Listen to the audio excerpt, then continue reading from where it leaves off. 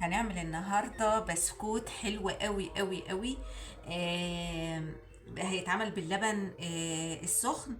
وهنشوف طبعا انواع البسكوتات كتير. انا مختاره نوع بسيط وسهل وعلى السريع، ولسه كمان هنعمل انواع بسكوتات تاني.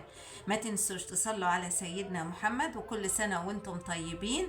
اللهم بلغنا رمضان يا رب. وما تنسوش الاشتراك في القناة، ويلا عشان ما اطولش عليكم نبدأ. اول حاجة عندي كوباية لبن سخنة اهي، بس كوباية اللي هي الوسط الصغيرة دي مش الكبيرة.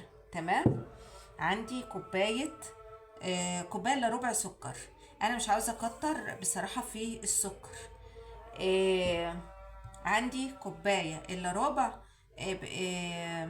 زبدة او سمنة، او زبدة على زيت يعني، بس ما نكترش الزيت لان هو اصلها يا زبدة يا سمنة. لو بقى ايه ما عندكيش قوي ممكن يعني نتغاضى ونحط شوية زيت لو هتكملي. هحط شوية ملح. تمام. وهقلب الكلام ده كله لحد ما السكر يدوب. كوباية لبن سخنة، المعيار الصغير يعني المتوسط ده. كوباية الا ربع سكر، كوباية الا ربع زبدة او سمنة. هقلب كده.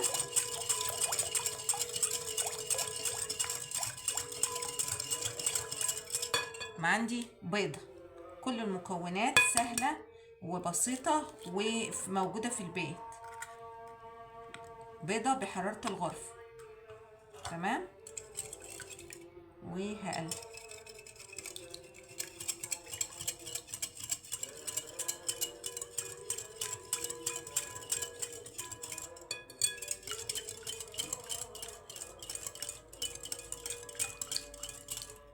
هحط فانيليا.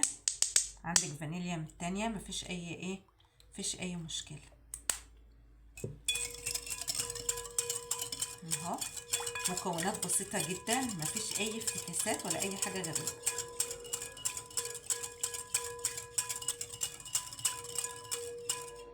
هنزل هنا بقى بعد ما دوبت كل المكونات بالمنظر ده، هنزل بالدقيق.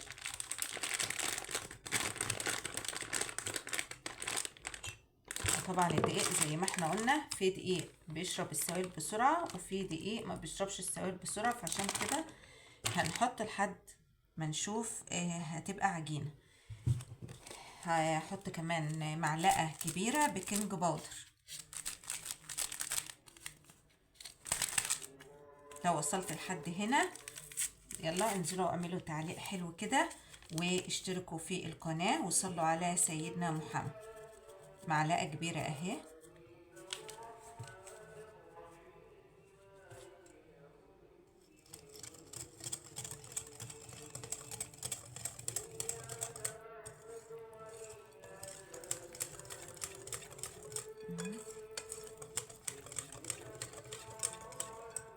حط تاني.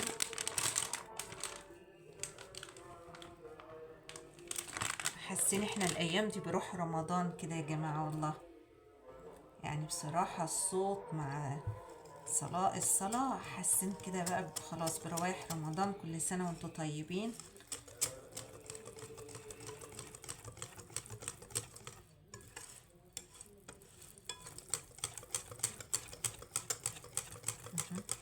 هفضل بقى احط في الدقيق لحد، انا هشيل دي بقى خالص عشان هستخدم ايدي، لحد ما تتكون عندي عجينة.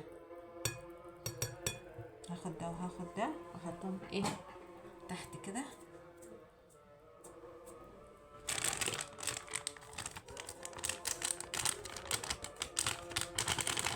هنزل بقى كده بالدقيق واحاول احرك بايدي لحد ما تبقى عجينة معايا.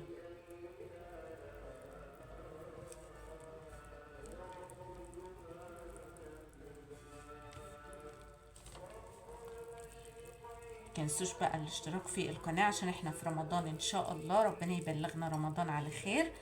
هنعمل وصفات كتير وهنعمل حاجات كتير وهنساعد بعض في افكار على الفطار كده. نشوف كده هنساعد بعض بايه فما تنسوش كده الاشتراك عشان كل اللي عنده حاجة جديدة يقولها للتاني، نبقى مساعدين كده لبعض. وفضلت اعجن فيها اهو. شوفوا العجينة، شوفوا طرية ازاي اهي، شوفوا طرية وجميلة قوي وناعمة قوي وحاجة يعني جميلة. مكونات بسيطة على فكرة. يلا هسيبها ترتاح شوية وهرجع لكم بقى نشوف هنعمل ايه. يلا بينا. العجينة فردتها اهو، سبتها ترتاح شوية وبعدين فردتها. خدت حتة من العجينة التانية اهي وفردتها. انا عاوزة السمك في حدود 8 سنتي كده، يعني مش عاوزة ارققها قوي، مش عاوزة يطلع رقيق ولا تبقى تخينة قوي، يعني هو ايه يبقى السمك يبقى سمك معقول كده. تمام. هجيب بقى القطاعات بتاعتي. عندك بقى اي قطاعة انت بتحبيها عاوزة تعملي بيها براحتك اهو. انا عندي قطاعة قلب، عندي قطاعة نجمة، عندي القطاعات دي هقطع. عاوزة بقى تعملها قطاعة دايرة عادية براحتك برضو، وهقطع كده. تمام اهي.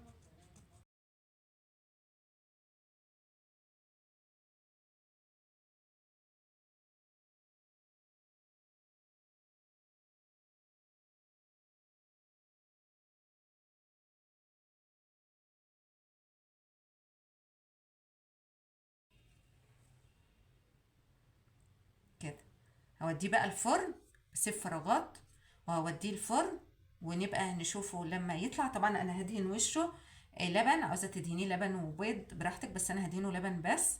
و عاوزه تدهنيه بقى اي دهانات تانية براحتك. عاوزه ترشي على وشه شويه سكر اللي هو البودر براحتك، اعملي بقى اللي انت عاوزاه. هدخله الفرن وارجع لكم نشوف عملنا ايه. طلع البسكوت من الفرن اهو كمان. شوفوا اهو، شوفوا